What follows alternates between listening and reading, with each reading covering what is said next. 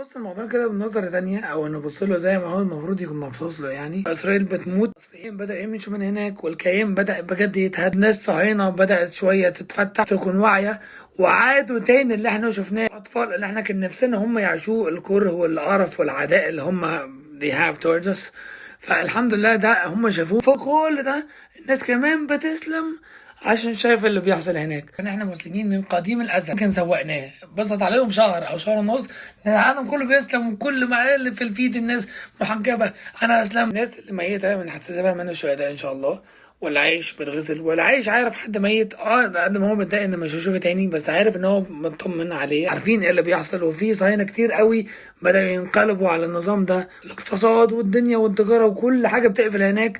ايه تاني احسن من ده؟ قول لي كده، قول لي، هستنى. يلا مستني، قول لي ايه احسن من ده.